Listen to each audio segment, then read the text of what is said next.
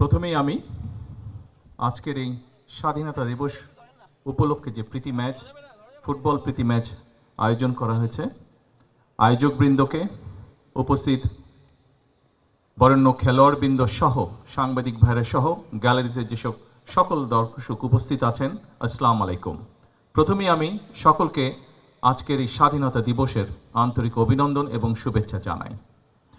আজকের এই ফুটবল ম্যাচটি ছিল প্রীতি ম্যাচ। তবে এখানে আপনারা যারা উপস্থিত আছেন, আপনাদের কম বেশি সকলেরই ধারণা আছে যে আমরা আমাদের সরকারের পক্ষ থেকে এবং কিছুদিন আগে বাংলাদেশে যেই প্রত্যাশিত নির্বাচনটি অনুষ্ঠিত হয়েছে, সেই নির্বাচনের সময়ও আমাদের দলীয় ম্যানিফেস্টো থেকে আমরা বলেছি যে আমরা বাংলাদেশের ক্রীড়া জগতে নতুন প্লেয়ার আমরা তৈরি করতে চাই বিভিন্ন খেলায়।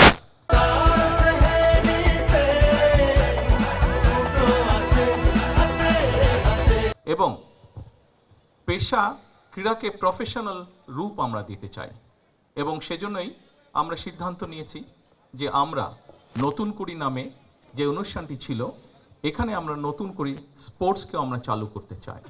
শুধু নতুন করে স্পোর্টসই আমরা চালু করতে চাই না, আমাদের একটি পরিকল্পনা আছে বাংলাদেশের প্রত্যেকটি জেলা, প্রত্যেকটি উপজেলায়, প্রত্যেকটি ইউনিয়নে, স্কুলগুলোর মধ্যে, বিভিন্ন শ্রেণীর মধ্যে আমরা খেলার কম্পিটিশন শুরু করতে চাই।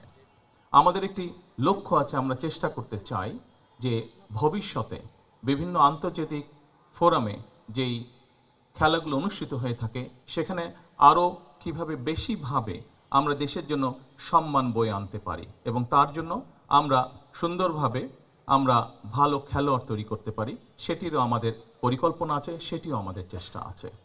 আজকের এই স্বাধীনতা দিবসে আসুন আমরা সকলে সিদ্ধান্ত নেই, আমরা সকলে চেষ্টা করি, যারা আমরা বিভিন্নভাবে বাংলাদেশের বহু মানুষ আছেন যারা ক্রীড়ার সাথে প্রত্যক্ষ বা পরোক্ষভাবে জড়িত আছেন, তাদের সকলের কাছে অনুরোধ থাকবে, আসুন আমরা বাংলাদেশের ক্রীড়া জগৎটিকে সুন্দরভাবে, দলমতে নির্বিশেষে সুন্দরভাবে আমরা এই ক্রীড়া জগৎটিকে গড়ে তুলি।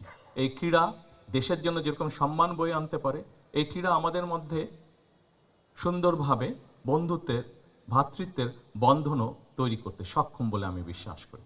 আবারও সকলকে স্বাধীনতা দিবসের শুভেচ্ছা জানিয়ে, এবং আমার সামনে সাংবাদিক ভাইরা আছেন যারা আপনাদের মাধ্যমে দেশের সমগ্র সকল মানুষকে, দেশবাসীকে আমার স্বাধীনতা দিবসের শুভেচ্ছা জানিয়ে আমার বক্তব্য শেষ করছি। আসসালামু আলাইকুম।